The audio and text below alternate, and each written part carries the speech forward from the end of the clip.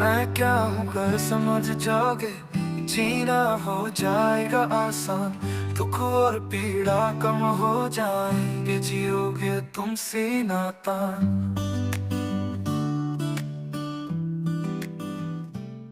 तो बाबा जी के प्रति कृतज्ञता अर्पित करते हुए हम जीवन विद्या एक परिचय प्रश्न उत्तर में पेज नंबर 64 पर जो दूसरा प्रश्न है, मानव धर्म और मत क्या है। तो कल की क्लास में और इससे पहले भी हमने मानव धर्म की बात की है। मानव सुख धर्मी है और इसीलिए कहा गया है कि मनुष्य जो भी कुछ करता है अपने खुशी के लिए या सुख के लिए करता है। लेकिन सुख कहाँ है, सुख कैसे मिलता है और सुख जो है वो किसकी आवश्यकता है, शरीर की या जीवन की। अभी तक जो अलग अलग जाति धर्म मत थे उनमें सुख वो शरीर और संवेदनाओं से मिलने वाले सुख की बात की गई है। अब तुम्हें थोड़ा सा ध्यान होगा, जब जीवन विद्या एक परिचय शिविर हम लेते हैं तो उसमें आवश्यकताओं की बात होती है, मैं और मेरी आवश्यकताएं। जब आवश्यकताओं की बात होती है तो उसमें हमारी सामान्य आवश्यकताएं और महत्वाकांक्षाएं जो है, जो मटेरियलिस्टिक और जो रिक्वायरमेंट है उनकी हम बात करते हैं। तो सामान्य आकांक्षा या सामान्य जो आवश्यकता है उसमें हम रोटी कपड़ा और मकान को शामिल करते हैं। मकान किसी भी रूप में हो सकता है। रोटी का मतलब खाना है, पीना है। और जो कपड़ा है वो तन पे ढकने वाली वस्तु है, वो किसी भी रूप में किसी भी तरह की हो सकती है। जो महत्वाकांक्षाएं हैं यानी जो महत्व को बढ़ाने वाली आवश्यकताएं हैं, इसमें हमारे पास यातायात के साधन, कम्युनिकेशन के साधन, दूर श्रवण, दूरगमन और दूरदर्शन, ये तीन चीजें शामिल होती हैं। तो यहाँ जब देखा गया था कि एक कुछ चीजें और है हमारी आवश्यकता से अलग। ये जो पहले मैंने चीजें बताई ये सभी भौतिक वस्तुएं हैं। इनकी जरूरत देखें तो शरीर को है। शरीर को भूख मिटाने के लिए खाना, शरीर को सुरक्षित रखने के लिए कपड़े, और शरीर को ही प्राकृतिक आपदाओं या जंगली जानवरों से बचाने के लिए घर की आवश्यकता पड़ती थी। इसमें हम जब इसको आगे और स्टडी किया था तो तुमने देखा था कि यहाँ मान, सम्मान, इज्जत, प्यार, प्रेम, इस प्रकार की आवश्यकताएं भी मानव की थी। मानव को सम्मान चाहिए, मानव को विश्वास चाहिए, मानव को इज्जत चाहिए। तो अब ये जो इज्जत है ये अभौतिक वस्तुएं हैं। अब अभौतिक वस्तुएं भौतिक शरीर को तो नहीं चाहिए। अगर बात आती है इज्जत की, तो इज्जत किसको चाहिए? आंख को इज्जत चाहिए, मुंह को इज्जत चाहिए, बालों को इज्जत चाहिए, या कान को इज्जत चाहिए। इसको हम लगाकर देखते समझते थे तो लगता था कि नहीं, इज्जत तो कुछ और ही वस्तु। अब ये चाहिए किसकी? जब हम सम्मान, इज्जत, प्रेम की बात करते हैं तो ये भौतिक वस्तु तो है नहीं। क्योंकि जिस प्रकार हम रोटी कपड़ा मकान टेलीफोन मोबाइल गाड़ी को इनको छू सकते हैं, मान सम्मान इज्जत को नहीं छू सकते। फिर यही से एक बात और निकल के आती थी कि इस शरीर के अलावा भी कुछ है जिसको ये चाहिए, और तब उसको मन या आत्मा कहा गया। यह बाबा जी ने उसको जीवन की संज्ञा दी। ध्यान रहा बेटा तुम्हें, ये चीजें हमने जीवन विद्या परिचय शिविर में की थी। तो अब जब जीवन की बात आती है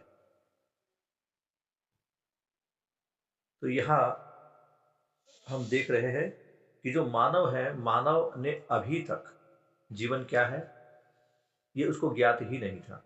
हाँ, उसको ये तो जरूर पता था कि शरीर को चलाने वाली कोई मूल वस्तु है जिसको उसने आत्मा, रूह या सोल नाम दिया था। अलग अलग मतों में अलग अलग उसको अलग नाम था। तो ये जो हम बात कर रहे हैं यहाँ पर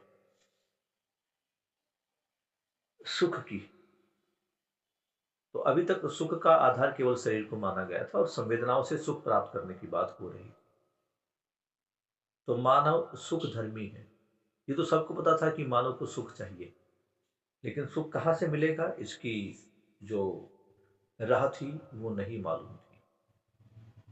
कुछ लोगों को भक्ति विरक्ति में सुख मिला, कुछ लोगों को साधन सुविधाओं में सुख मिला। कुल माने तो ये सारी शरीर मूलक वस्तु ही थी, शरीर से मिलने वाली चीजें ही थी। तो यहाँ बाबा जी बता रहे हैं कि जो सुख है वो जीवन की वस्तु है,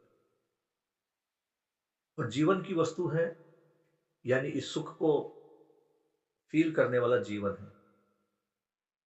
और ये सुख कहाँ पर है?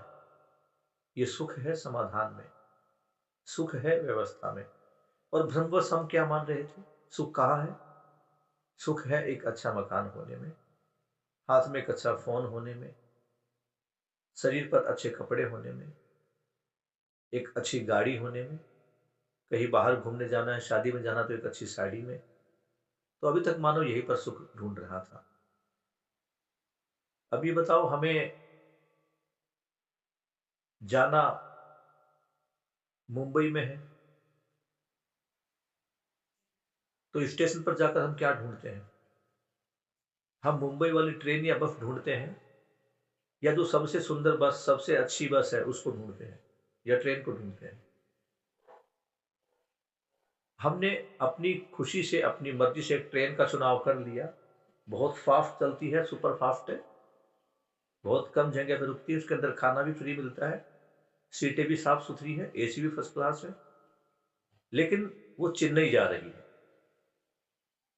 क्या उस ट्रेन में बैठकर हम कभी मुंबई पहुंच पाएंगे? खुद सोचिए।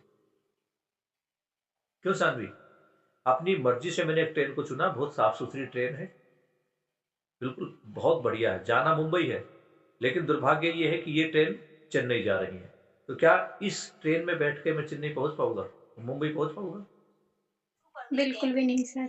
बस इसी प्रकार हम भटकते रहे, जिससे सुख नहीं मिलता था उसमें सुख ढूंढ रहे थे, वस्तुओं में, साधन में, सुविधाओं में सुख ढूंढ रहे थे। जबकि जो सुख है वो समाधान में है, वो व्यवस्था के साथ जीने में है, यह सुख है। तो सुख की इच्छा जो कभी पूरी हुई ही नहीं। हाँ, मानव ने यह समझ लिया कि कुछ चीजों को खाकर, कुछ को पीकर, कुछ को पहनकर, कुछ में घूमकर, कुछ का और अन्य वस्तुओं का उपयोग करके थोड़े समय के लिए सुख मिलता है। तो उसे भ्रम हो गया कि अगर मेरे पास ये वस्तुएं ज्यादा मात्रा में होगी तो मुझे ज्यादा सुख मिलेगा। इसी के फलस्वरूप वो साधन सुविधाओं के संग्रह में लग गया, और अब उसे खुद ये ज्ञात हो रहा है, खुद ये एहसास हो रहा है कि इन साधन सुविधाओं के बढ़ने से सुख नहीं बढ़ा, टेंशन बढ़ गई। तो उसी पर बाबा जी बता रहे हैं कि मानव धर्म क्या है? मानव धर्म है सुखी रहना। सर्व मानव सुख धर्मी है, यह स्पष्ट सर्वसुलभ ना होने से उसी के लिए अनेक मत है। हर मानव सुख की चाहना रखता है, लेकिन सुख कहां से प्राप्त होगा ये नहीं पता था। तो इसीलिए किसी को लगा सुख साधना में है, भक्ति में है, किसी को सुख लगा वस्तु के सेवन में। तो इस प्रकार सुख को लेकर अलग अलग मत बने। अब मत का मतलब है विचार, जिसे हम कहते हैं ना मतदान। तो मत में भी हम अपना विचार प्रकट करते हैं कि कौन सी पार्टी को जिताना है। तो मत विचार, विचार का मतलब है एक जैसे विचार वाले लोगों का एक समूह। तो हम उसमें समूह हो गए। अगर हम इलेक्शन के टाइम पे देखें तो कुछ सनातन को मानने वाले हैं, धर्म उनके लिए सब कुछ है, भले ही धर्म के नाम के उनको ठगा जाए, धर्म के नाम पर उनको लूटा जाए, धर्म के नाम पर उनके मकानों को तोड़ा जाए, उनको कोई मतलब नहीं है, वो केवल धर्म के पीछे भाग रहे हैं। तो उनका एक मत हो गया। एक का मत ये हो गया कि सबको समानता का अधिकार मिले, तो समानता के अधिकार वाले लोग दूसरे हो गए। दूसरों को लगा कि हमारे जंगलों की, हमारे कबीलों की या हमारे पानी के स्रोतों की रक्षा हो, इसे सरकार अपनी मर्जी से किसी को भी ना बेच दे, इन पर हमारा अधिकार है, तो उनका एक अलग मत बन गया। अब तीनों मतों में देखा जाए तो तीनों मतों में सुख की चाहना ही है। कोई अपने धर्म की रक्षा करके सुखी है, कोई सर्व मानव को समान अधिकार प्राप्त हो इसमें सुखी है, कोई जंगलों को बचाकर सुखी है। तो सारा काम सुख के लिए ही हो रहा। तो सुख डिफाइंड नहीं है, सुख कहाँ मिलेगा, इसलिए सुख की तलाश में अलग अलग मत बन गए। हम जितना भी व्यवस्था में जीता हूं, आज जितना खूबी से जीता हूं, कल उससे भी अधिक जी सकता हूं। उत्तरोत्तर अधिक सुखपूर्वक जीना ही धर्म है। उत्तरोत्तर, तो बाबा जी केवल एक ही दिशा बता रहे हैं। जिसे हम बोलते हैं ना चार दिशाएं, बाबा जी केवल एक ही दिशा की बात करते, उत्तर दिशा की। और उत्तर दिशा का मतलब ये प्रगति। तो बाबा जी कहते हैं कि जैसे जैसे मैं सुखी होता हूँ, सुख को जीता हूँ, तो मैं और भी सुख चाहता हूँ, मैं सुख में जीना ही आरंभ कर देता हूँ। तो बाबा जी ने सारा सुख कहाँ पर लिया है? जीने में। समस्याओं के साथ सुखी होना बनता नहीं है, समझदारी से समाधान संपन्न होने के आधार पर ही सुखी बनता है। बाबा जी ये बता रहे कि सुख कहाँ है? समस्या में नहीं है, समाधान में ही सुख है। भौतिक वस्तुओं के आधार पर समाधान उपजाए और फिर सुखी हो, ऐसा बनता नहीं है। बाबा जी क्या समझा रहे हैं? जो बात अभी हमने की, एक डिस्कस अभी किया कि भौतिक वस्तुओं से सुख हो जाएगा, ऐसी कोई व्यवस्था नहीं है। भौतिक वस्तु से हमने सुख पाने का प्रयास किया, इसलिए सुख नहीं मिला। समस्या यही थी। समाधान समझदारी हमारी जागृति विधि से बुद्धि में निहित है ही। जो समाधान है वो समझदारी विधि से, जागृति के पश्चात जब हर मानव समझदार हो जाएगा, तो समझदारी कहाँ होगी? बुद्धि में। और समझदारी है तो समाधान है। समझदारी के आधार पर ही भौतिक वस्तुओं को उपजाना बनता है, न कि सदुपयोग करना। बाबा जी क्या कह रहे हैं? वस्तु का सदुपयोग नहीं करना। इसको आप उल्टा ना समझे। बाबा जी कह रहे हैं कि वस्तुओं का उत्पादन ही, उपजाना ही, ये क्या है? इसमें समझदारी आ जाए कि क्या उगाना है, कब उगाना है, कैसे उगाना है, ये सब समझ में आ जाता है, तो हमारा सदुपयोग अपने आप ही बन जाएगा। जब मैं अपनी आवश्यकता से अधिक वस्तु का उत्पादन करूंगा, समृद्धि के भाव में जीऊंगा, तो ये समझदारी पूर्वक ही होगा। समझदारी के आधार पर ही भौतिक वस्तु को उपजाना बनता है। अभी हम समझदारी के आधार पर भौतिक वस्तु का उत्पादन नहीं कर रहे। जितनी भी भौतिक वस्तुएं हैं, ये सभी समझदारी के आधार पर इनका उत्पादन ना होकर लाभ के आधार पर इनका उत्पादन हो रहा है। अब लाभ से तो सुख मिलता नहीं। मनुष्य ने क्या मान लिया कि लाभ से सुख मिलता है, तो जिसमें जो नहीं है उससे वो पाने की उम्मीद करना ही दुख है।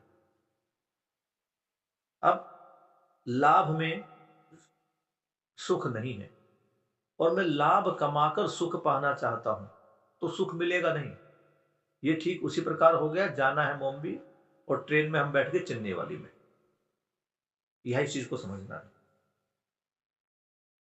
हम समाधानित हो, हमारे पास कोई भौतिक वस्तु न रहे, ऐसा नहीं हो सकता। समाधान के साथ भौतिक वस्तु भी समृद्धि के अर्थ में समाहित रहती है, यह परिवार में समझता है। बाबा जी साफ कह रहे हैं, वो भौतिक वस्तुओं के छोड़ने की बात नहीं कर रहे।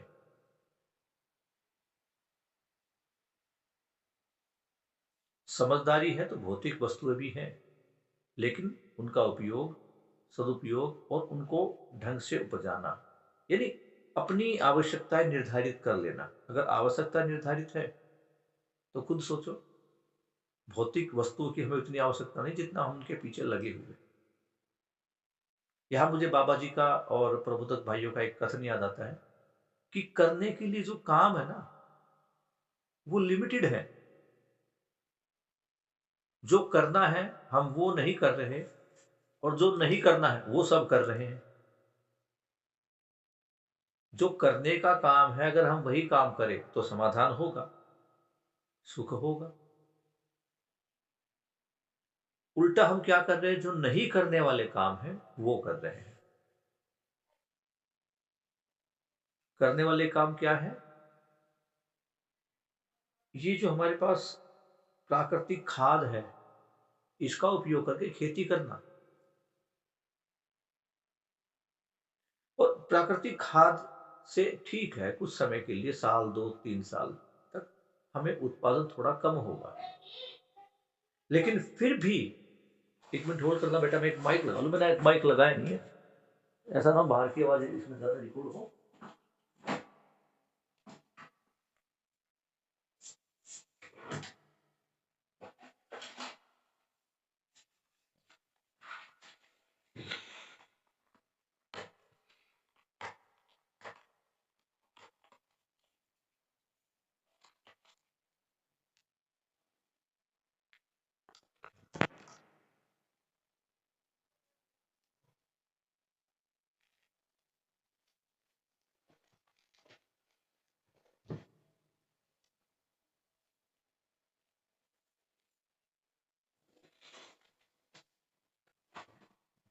तो अगर प्राकृतिक खाद का, प्राकृतिक संसाधनों का प्रयोग करके हैं हम फसलों को उगाते हैं, तो ये तो सही है कि फसल का उत्पादन कम होगा, लेकिन जितनी हमारी आवश्यकताएं हैं उससे तो अधिक होगा।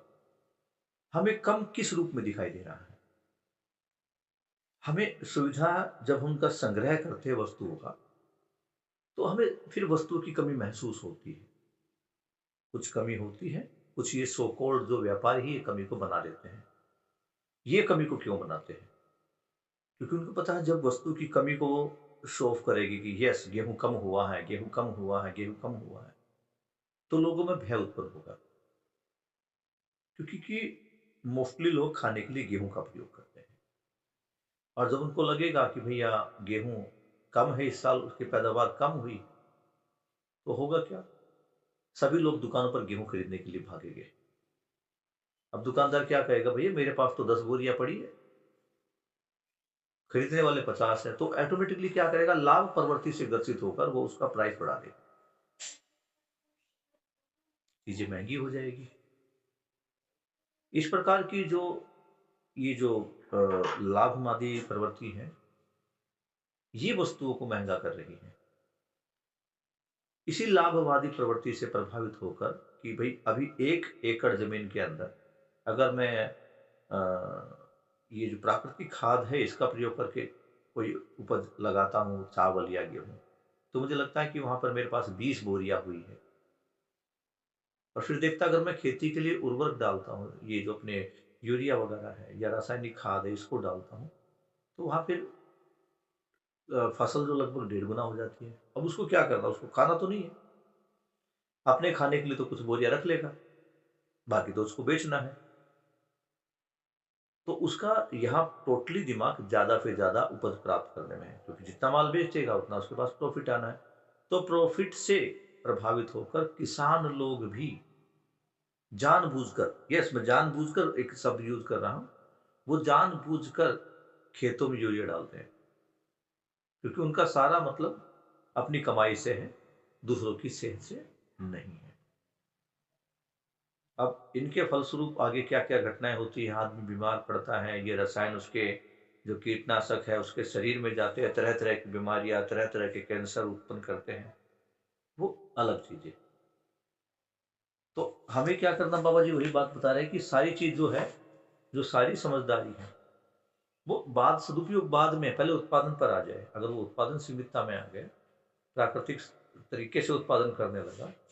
अब मैं बहुत सारे, अभी बांदा गया था तो मैं बहुत सारे ऐसे किसानों से मिला हूँ जो प्राकृतिक विधि से खेती करते हैं, उनकी उपज भी अच्छी है,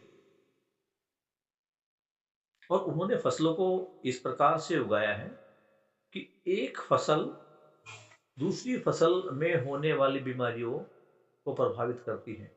यानी 2 फसलों को आस-पास लगा दिया तो ये वाली फसल इस वाली फसल की जो बीमारी को वो दूर कर रही है, और जब फसल में बीमारी नहीं है तो फसल अच्छी उत्पन्न हो रही है।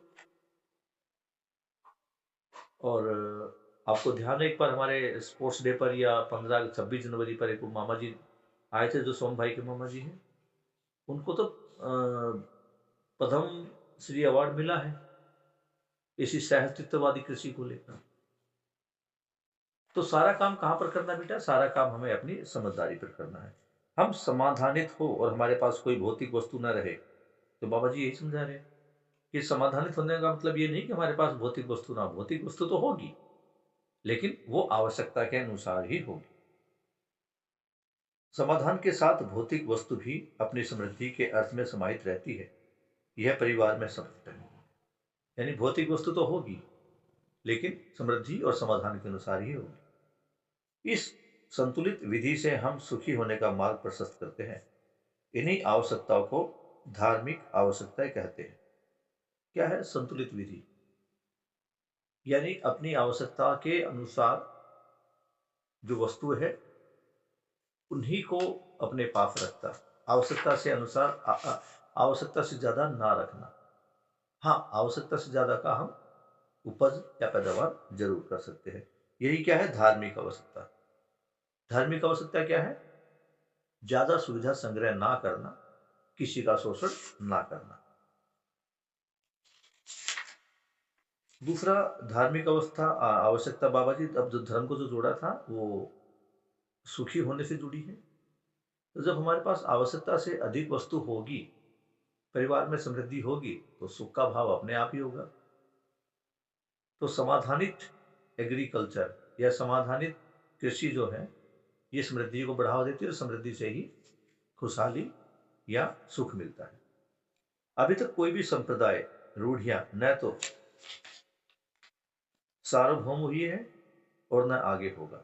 सार्वभौम होना एक ही बात का होगा कि मानव का व्यवस्था में जीना सर्व शुभ सुख।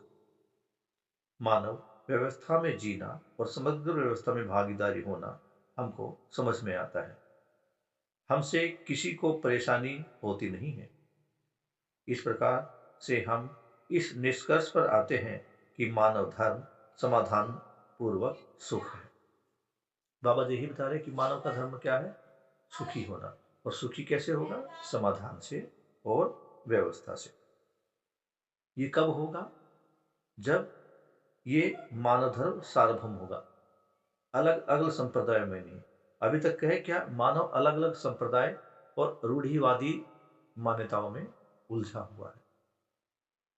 हर संप्रदाय, हर मान्यता सुख की बात करती है, लेकिन सुखी कोई हुआ नहीं। तो बाबा जी यही कह रहा है कि मैं जो है सुखी को जी रहा हूं।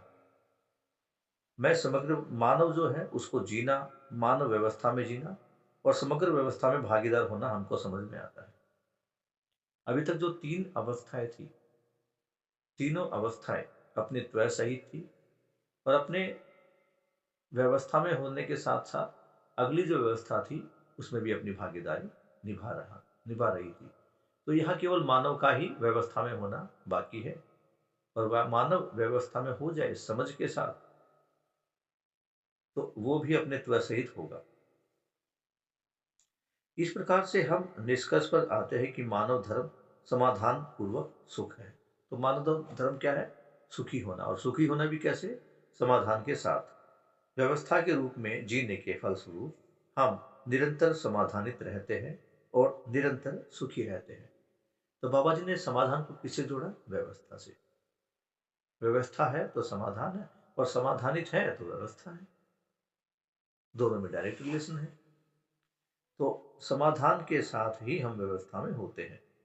जीवन ही सुखी होता है तो व्यवहार में समाधान प्रमाणित होता है। अब सुखी होने वाला कौन है?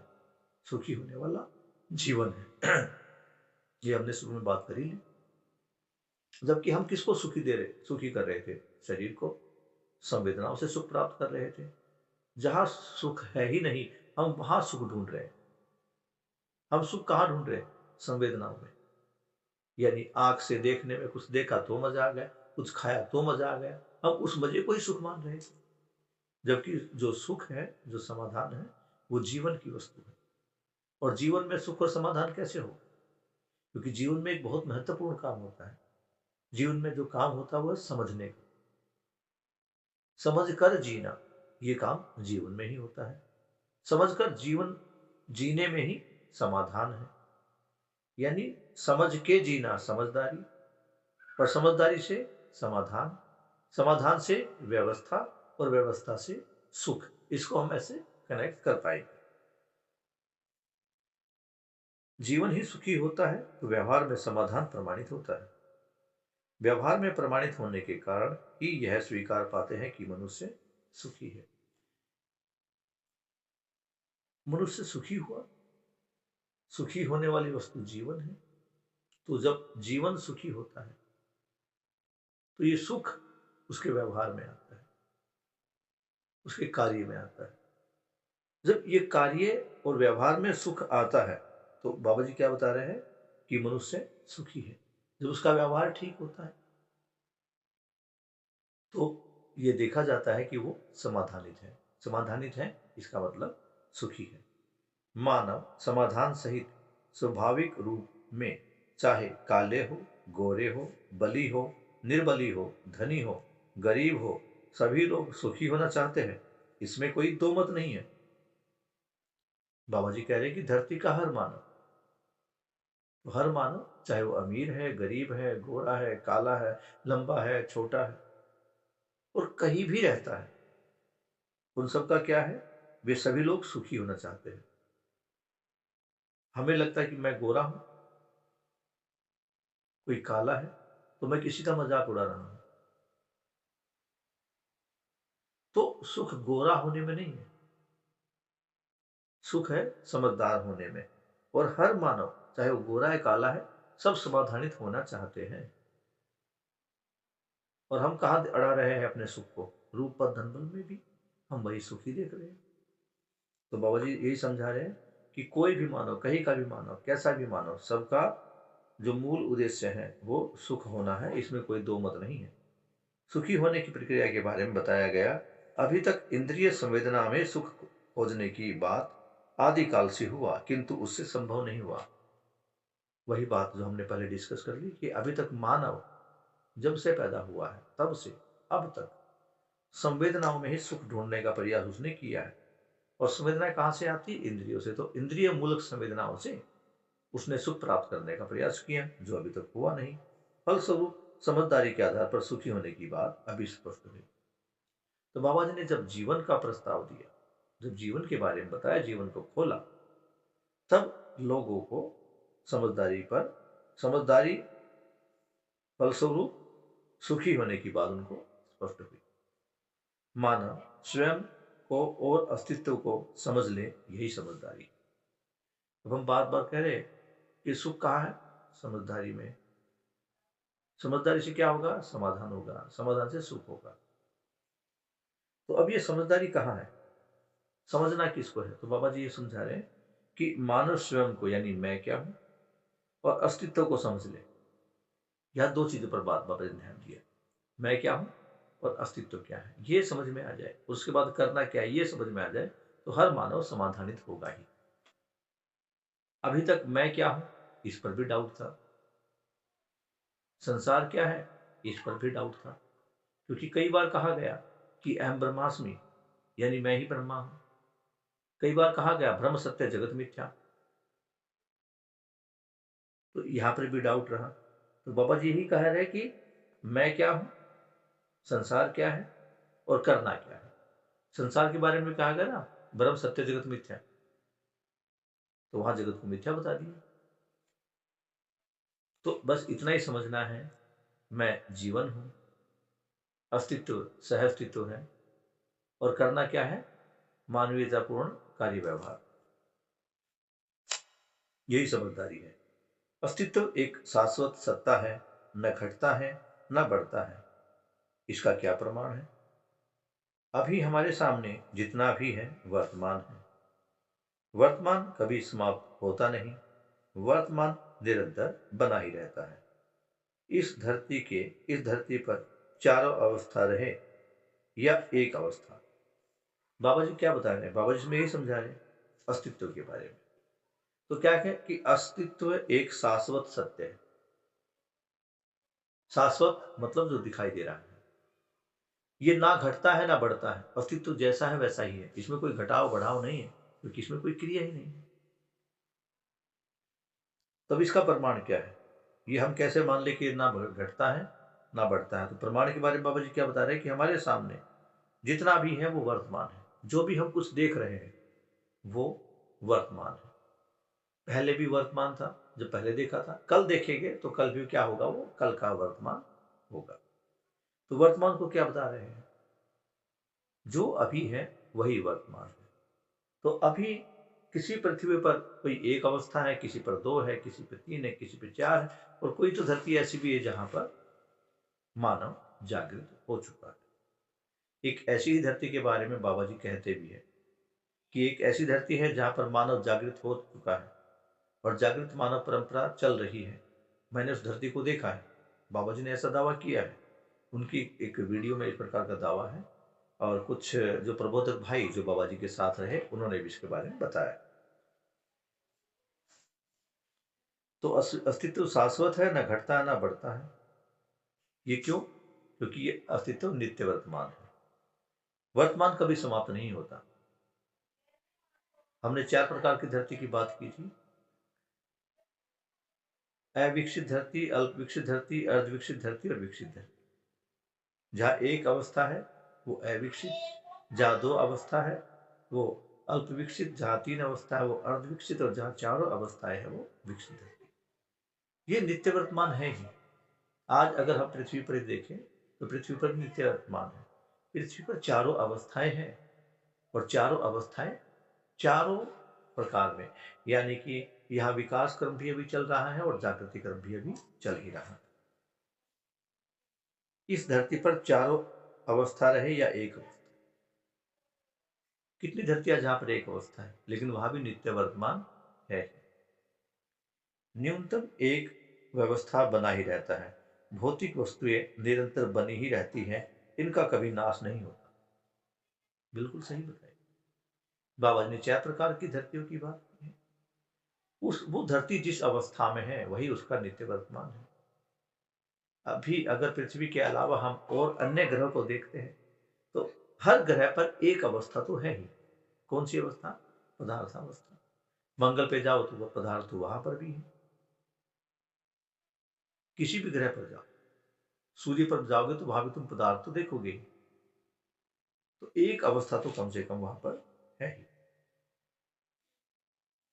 भौतिक वस्तु ही रासायनिक वस्तु में प्रकाशित होते हैं, जिससे रासायनिक उर्मी कहते हैं। 2 तरह से वस्तु मिलकर अपना अपना आचरण त्याग कर तीसरे तरह का आचरण बनाती है, यही रासायनिक उर्मी है। अब बाबा जी बात कर रहे हैं भौतिकता में और आगे बढ़ने। तो भौतिक वस्तु में जब पानी का निर्माण हुआ तो उसी के साथ रासायनिक क्रिया भी आरंभ हो गई। ये रासायनिक क्रिया जो है इसे रासायनिक उर्मी भी कहा गया। भौतिक वस्तु ही रासायनिक वस्तु से प्रकाशित होती है, जिसे रासायनिक उर्मी कहते हैं। ये जो हम भौतिक अवस्था से जो प्राणावस्था की तरफ बढ़ने का जो कार्यक्रम था, इसके मूल में देखें तो भौतिक वस्तु ही है। हाइड्रोजन और ऑक्सीजन दोनों भौतिक वस्तुएं ही थी, दोनों गैसियस थी। तो जो जब अलग अलग प्रकार की दो भौतिक वस्तुएं अपना आचरण त्याग कर, यानी वो जैसी है जो उनकी व्यवस्था है उस व्यवस्था को त्याग कर दोनों मिलकर एक नई व्यवस्था में भागीदारी करते हैं, तो इससे एक रासायनिक उर्मी का निर्माण होता है।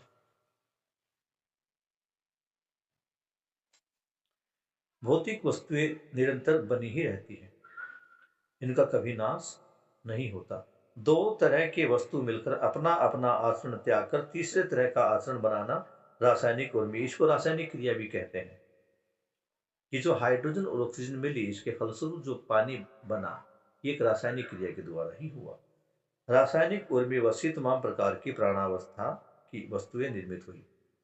बताया ना बेटा कि पानी बना और फिर पानी में अन्य प्रकार की रासायनिक क्रिया हुई, और इससे काई से लेकर बड़े बड़े पेड़ पौधों का निर्माण हुआ। रासायनिक वस्तु से ही प्राण कोशा, प्राण सूत्र, रचना विधि तीनों अपने आप में संपन्न हुए।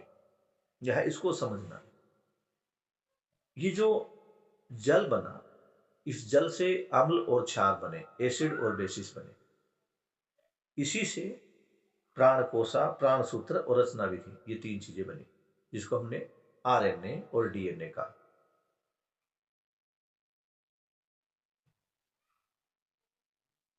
इससे संसार के किसी इंजीनियर, डॉक्टर, बुद्धिमान व्यक्ति का योगदान नहीं है। ये जो पानी बना, पानी में रासायनिक क्रिया के फलस्वरूप जो प्राणावस्था आई, जो जीवावस्था आई, इसमें संसार के किसी वैज्ञानिक का कोई योगदान नहीं है। ये प्राकृतिक विधि से चलता ही रहा। इससे पता लगता है कि अस्तित्व में विकास क्रम की सीढ़ियां लगी हुई है। बनाने वाला कोई नहीं है, एक के बाद एक विकास हो ही रहा। पहले 1 अंश वाले परमाणु, 2 अंश वाले, 3 अंश वाले, 4 अंश वाले, फिर इन दोनों का आपस में मिलन, रासायनिक क्रिया, भौतिक क्रिया, भौतिक के बाद रसायन बना। तो अब ये जो पानी और इस पदार्थ की अलग अलग क्रियाएं हुई, जिनसे अलग अलग अवस्थाएं, अलग अलग प्रकार के पेड़ पौधे, अलग अलग प्रकार के जीव जंतु ये पैदा हुए। तो अस्तित्व में ही विकास क्रम की सीढ़ियां लगी हुई है। ये जो एक के बाद एक अवस्थाओं में विकास होता चला गया, प्राणावस्था, पदार्थावस्था थी, उसमें प्राणावस्था, जीवावस्था और ज्ञानावस्था, ये क्या है? विकास की सीढ़ियां है। क्रम अनुसार इसमें विकास हुआ है। मानव भी विकास क्रम में एक सीढ़ी है। जिसको हम मानव के रूप में देख रहे हैं, यह भी विकास क्रम का ही फल है।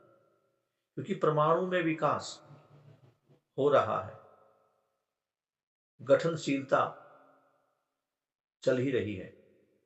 जो परमाणु गठन पूर्ण हो गया, उसी से जीवन परमाणु बना है। तो जीवन परमाणु, चैतन्य इकाई यानी जीवन, जिसको हम गठन पूर्ण परमाणु बोलते हैं। और ये पदार्थावस्था, शरीर पदार्थावस्था से बना हुआ है, जड़ इकाई है।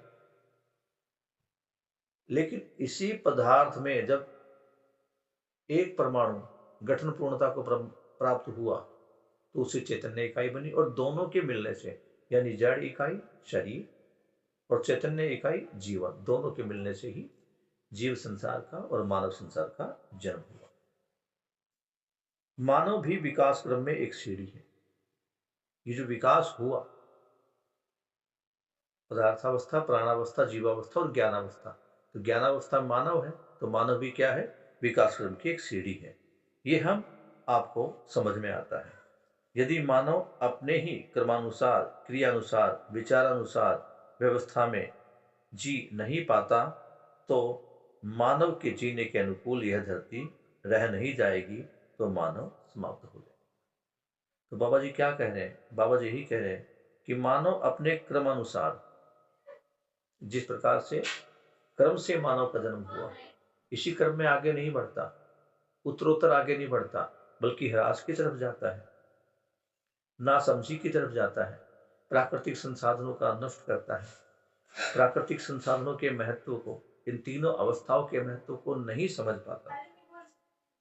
तो क्या होगा? अपने विचार से, अपने क्रम से, अपने क्रिया से, अगर उसमें व्यवस्था नहीं होगी, उसके विचारों में, उसके क्रम में और उसके क्रिया में व्यवस्था नहीं होगी, तो ये जो धरती है, मानव इसको जीने लायक नहीं छोड़ेगा। और इस हो सकता है इस धरती से मानव का नाम ही मिट जाए, मानव समाप्त हो जाए, किंतु बाकी यथावत बनी रहेगी।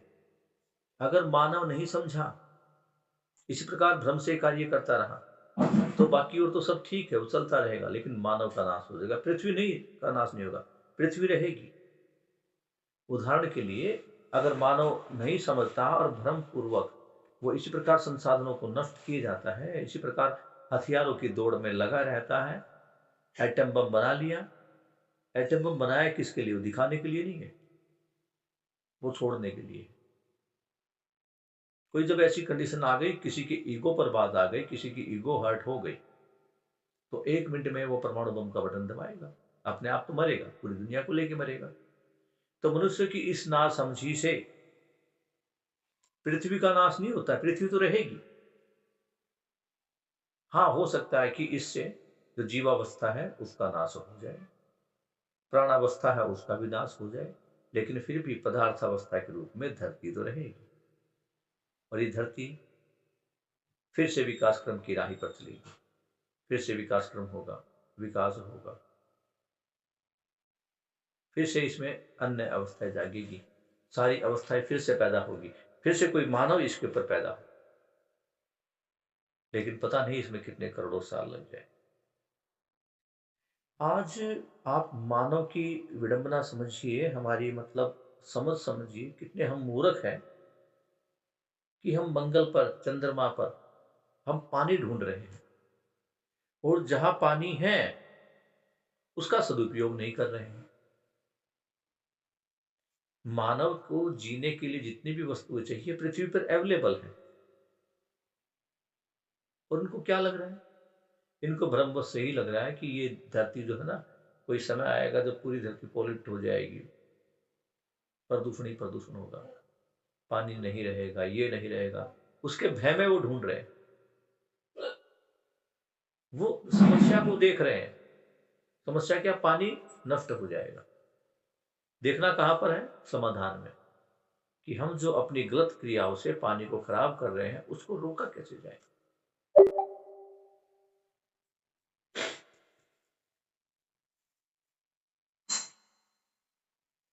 तो कहते हैं मानव समाप्त हो जाएगा किंतु पृथ्वी यथावत बनी रहेगी, भौतिक रासायनिक वस्तुएं वैसे ही रहेगी, मानव जाति विदा हो जाएगी, अस्तित्व में कोई हानि लाभ नहीं होता, अर्थात अस्तित्व न घटता है न बढ़ता है। अब मानव के होने ना होने से इसमें कोई फर्क नहीं पड़ेगा, अस्तित्व तो बना ही रहेगा। अस्तित्व में चारों अवस्थाएं निरंतर बना ही रहता है, चारों अवस्थाएं बनी ही रहेगी, यही अस्तित्व सहज क्रिया है।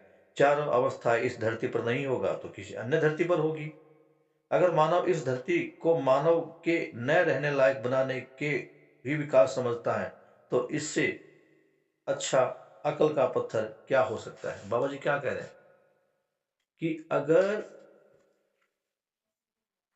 मानव इस धरती को विनाश करना चाहता है, विकास का नाम लेकर इस धरती को नष्ट कर रहा है, धरती के संसाधनों को नष्ट कर रहा है, तो ये समझदारी नहीं बल्कि मानव के दिमाग पर एक बड़ा सा पत्थर पड़ा हुआ है। अधिकतर लोग इस प्रकार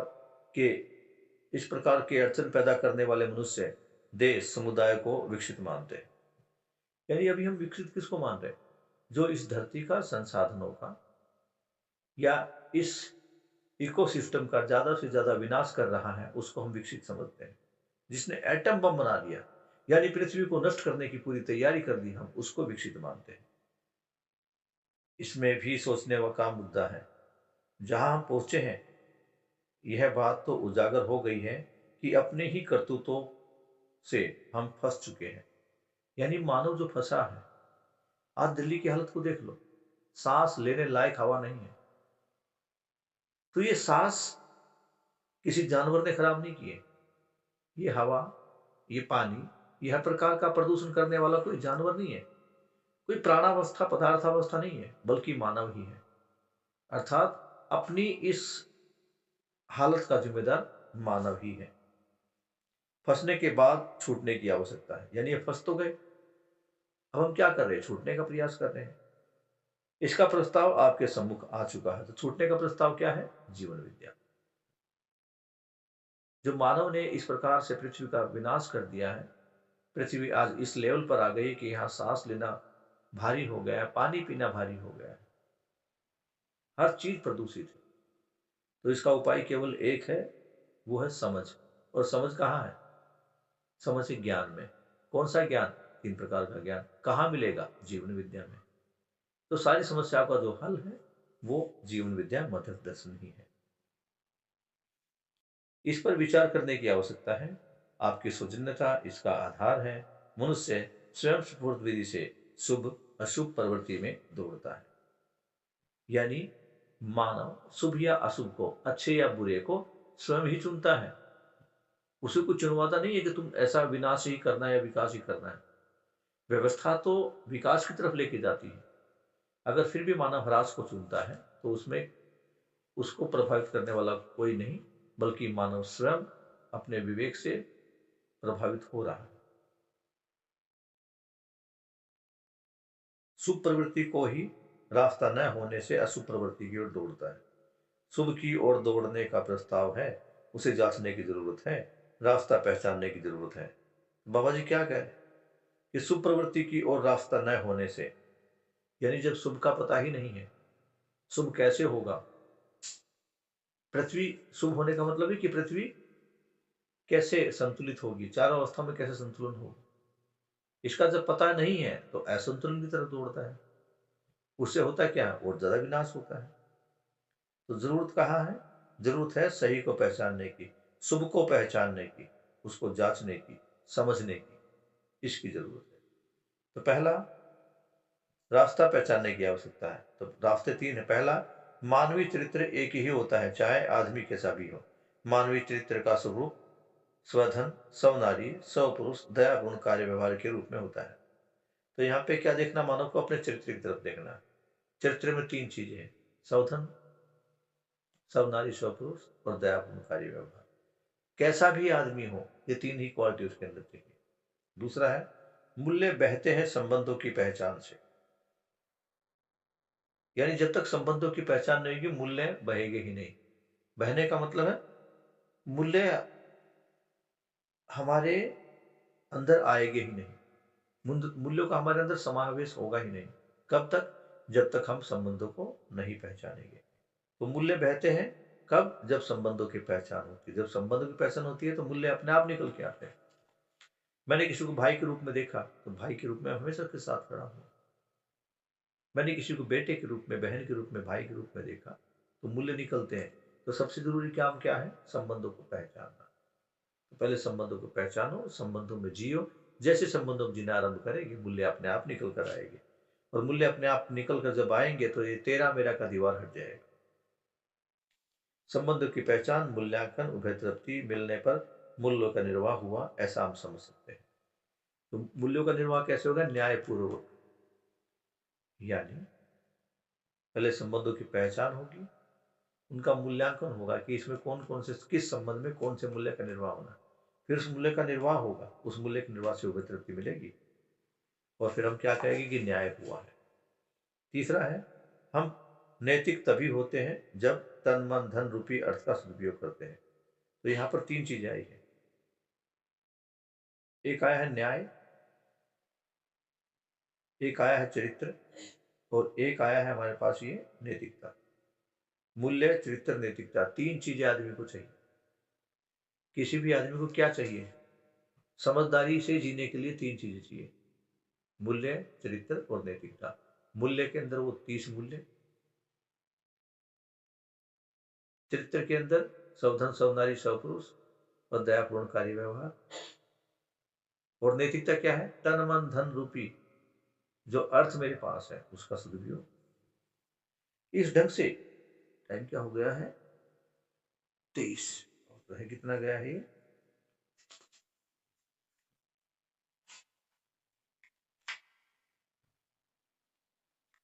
अभी लगभग 1.5 पेज का 2 पेज करने बचता है। अरे भैया नहीं, तो बहुत बड़ा बाबा जी ने लिखा है, तो 3-4 पेज में लिखा है।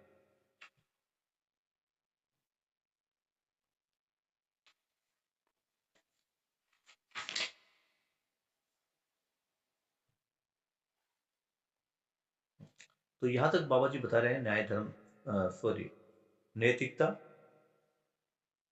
मूल्य और चरित्र के बारे में। इस ढंग से नैतिक मानव, मूल्य मानव, चरित्र मानव, यह तीन जब मिलते हैं तभी मानवीय आचरण बनता है। यानी मैं क्या हूं, संसार क्या है, तो बाबा जी ने अस्तित्व को बता दिया इसी में। और करना क्या है, तो बाबा जी करने में आचरण बता रहे हैं। मानवीयतापूर्ण आचरण में तीन चीजें शामिल हैं। वो बात होगी नैतिकता की, मूल्य की और चरित्र की। व्यवस्था में जीने के लिए यही तीन आधार है, यही सूत्र है। परिवार में, समाज में, व्यवस्था में, व्यवसाय में, प्रकृति में, सब जगह इस आचरण को व्याख्यायित करने पर, लागू करने पर मानवीय संविधान हमें कर्तलगत हुई मानवीय आचरण से ही मानवीय आचरण ही है जो राष्ट्रीय चरित्र के रूप में व्यवहित होता है। विगत में धार्मिक, राजनीतिक, आर्थिक, राजनीति के बारे में हम सोच चुके हैं, वह भी प्रभावित हुई है। अपने को कहीं न कहीं विकल्प को खोजना ही पड़ेगा। इस प्रकार यही है कि राष्ट्रीय चरित्र का आधार बिंदु मानवीयतापूर्ण आचरण ही होगा।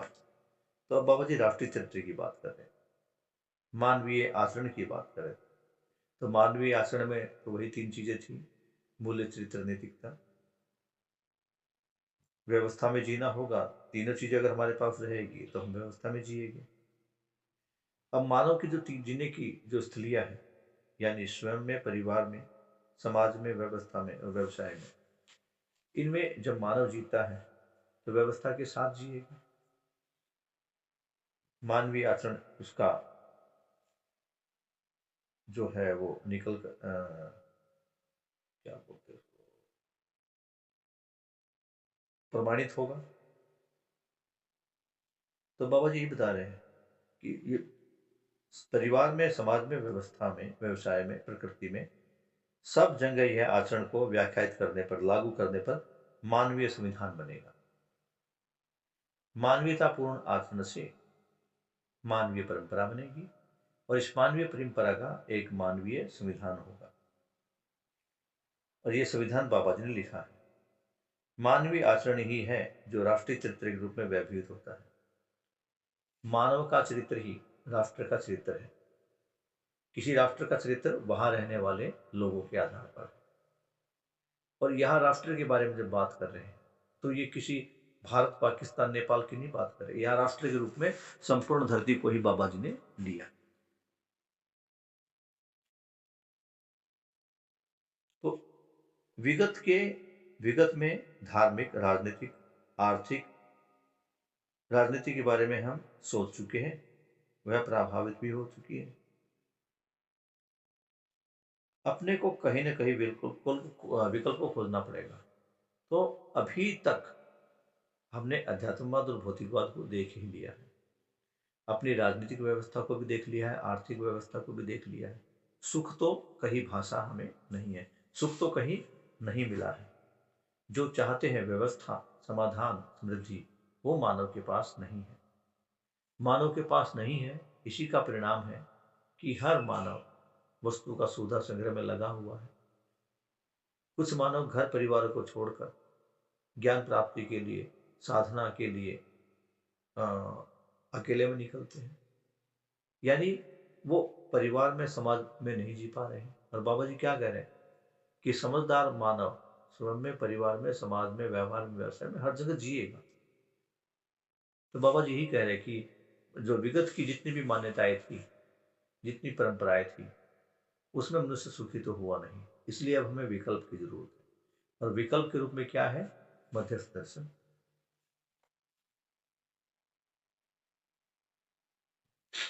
इसका प्रस्ताव यही है कि राष्ट्रीय चरित्र का आधार बिंदु मानवतापूर्ण आचरण। तो जो हमारा आचरण होगा, मानवतापूर्ण आचरण होगा, वही हमारा राष्ट्रीय चरित्र होगा। इसको समझने से मनुष्य को किसी भी देश काल में कोई परेशानी नहीं होगी। यानी जब मानवतापूर्ण आचरण को समझ लेगा, चेतना, विकास, मूल्य, शिक्षा उसको मिलेगी, तो उसको कहीं भी कोई भी परेशानी नहीं होगी, क्योंकि उसको संबंधों में जीना, व्यवस्था में जीना आ जाएगा। मान्यतापूर्ण आचरण सुख एक बार आस्वादन करने की जरूरत है। बाबा जी कह रहे हैं कि जिसने इस मान्यतापूर्ण आचरण के सुख को एक बार चख लिया, वो फिर इसको छोड़ेगा नहीं। क्योंकि चिरकाल से ही या प्रारंभ से ही मनुष्य सुखी होना चाहता है, वो मिला नहीं। तो जब वो मानवतापूर्ण आचरण करेगा तो उसे सुख का एहसास होगा। एक बार उसे सुख का एहसास होगा तो छूटेगा नहीं। तो बस बाबा जी इतना ही समझा रहे कि एक बार ये मानवतापूर्ण आचरण ये लागू करना, एक बार अगर ये लागू हो गया, चेतना, विकास, मूल्य, शिक्षा लागू हो गई, तो मनुष्य इसको छोड़ नहीं पाएगा। ये अपने आप में एक बहुत बड़ा, जैसे एक वो नशा होता ना, कि अल्टीमेट, नशे में तो आदमी झूमता है, यहाँ वो जिएगा। जो जीवन विद्या है, जो समझ है, एक बार आदमी समझदार हो जाए तो इस समझदारी का नशा, समझदारी का खुमार फिर उतरता नहीं है। आदमी और भी ज्यादा समझदार होता चला जाता है। तो इसका एक बार बस केवल आस्वादन करने की जरूरत है। इस प्रकार मानवतापूर्ण आचरण, मानवीय आचार संहिता रूपी संविधान की हम व्याख्या देते हैं, वही समाज शास्त्र के रूप में हमें प्राप्त हो जाता है। तो बाबा जी यही बता रहे हैं कि जो मान्यतापूर्ण आचरण है, मान्यता मानवीय आचार संहिता रूपी संविधान, जिसकी बाबा ने व्याख्या की है, और वही समाज शास्त्र के रूप में हमें सबको प्राप्त है। तो बाबा जी यहाँ ने जो बाबा जी ने लिखा है, संविधान जो लिखा है और समाज शास्त्र लिखा, उसकी बात कर रहे हैं। शिक्षा में मानवीयता पूर्ण समाज शास्त्र को लाने की जरूरत है। समाज शास्त्र तो आज भी है, आज भी मनुष्य समाज में जी ही रहा है। समाज किस प्रकार से चलता है, यही समाज शास्त्र। तो ये जो वर्तमान का जो समाज शास्त्र है, इसकी जगह कौन से समाज शास्त्र की जरूरत है? मानवीय समाज शास्त्र की जरूरत है। शिक्षा में मानवतापूर्ण समाज शास्त्र को लाने की जरूरत है। मानव कैसे समझदार होगा, मानवीयतापूर्ण मानव का क्या वैभव है। मान्यतापूर्ण मानव परिवार में, समाज में, व्यवस्था में कैसे जीता है, यह पूरा समाज शास्त्र है। इसको अलग से अध्ययन करने की जरूरत है। अभी स्नेहा तो पिछली मीटिंग में थी, और पिछली मीटिंग में जो भी बच्चे थे उनके सामने प्रस्ताव था ही कि एक बार आपने जो पारंपरिक हमारे समाज शास्त्र, अर्थशास्त्र, राजनीति शास्त्र है, कि आपके पास अभी टाइम नहीं है, आपके विषय तो पढ़ते रहिए, अदर देन विषय कोई भी सब्जेक्ट अभी ना पढ़े। तो जब हम अभी इस भ्रमित परंपरा में ये जो समाज शास्त्र, अर्थशास्त्र जो है, और बाबा जी ने जो समाज शास्त्र और अर्थशास्त्र लिखा है, उनको फिर बाद में पढ़े तो दोनों में क्या अंतर है, इसको हम करके देख पाएंगे। मान्यतापूर्ण मानव परिवार में, समाज में, व्यवस्था में कैसे जीता है, ये सारी बातें बाबा जी द्वारा प्रतिपादित समाज शास्त्र में लिखी है। यानी एक आदर्श मानव, एक समझदार मानव, एक न्यायपूर्ण मानव, जो न्याय के साथ न्याय का पालन कर रहा है, वो मानव कैसे जीता है, उसका समाज कैसा होगा, बाबा जी ने समाज शास्त्र में ऐसा लिखा है। मनुष्य बहुत अच्छे ढंग से वर्तमान में विश्वास रखते हुए जी पाता है। अस्तित्व न घटता है न बढ़ता है। इस रूप में, परम सत्य के रूप में अस्तित्व को पहचान सकते हैं। यानी अस्तित्व में कोई घटावट बढ़ावट नहीं है। क्यों? क्योंकि अस्तित्व में कोई क्रिया नहीं है। अस्तित्व क्रिया शून्य है, शून्य है। लेकिन इसी अस्तित्व में जो अलग अलग इकाई है, वो इस अस्तित्व के कारण ही, इस अस्तित्व के सह अस्तित्व के कारण ही सारी इकाइयां ऊर्जावान, सारी क्रिया उनमें हो रही है। तो आज हमने इस पेज को यहाँ पे समाप्त किया है। कल इसके 2 पेज और बाकी हैं, 2 के भी 3। तो कल 2 पेज हम करेंगे। आज समय भी लगभग हो गया है, तो यहीं पर हम इसको समाप्त करते हुए, बाबा जी के प्रति कृतज्ञता अर्पित करते हुए आज की इस कक्षा का समापन करते हैं। कल इसी प्रश्न को कनेक्ट करेंगे। तो वैसे जो मैंने प्रारंभ में आपको बताया था, ये सार रूप में, समरी के रूप में मैंने रख ही दिया है। बाबा जी ने क्या लिखा है, उसको कल हम पुनः पढ़ेंगे। तो बाबा जी के प्रति कृतज्ञता अर्पित करते हुए इस क्लास को हम यहीं पर समाप्त करते हैं। Good night.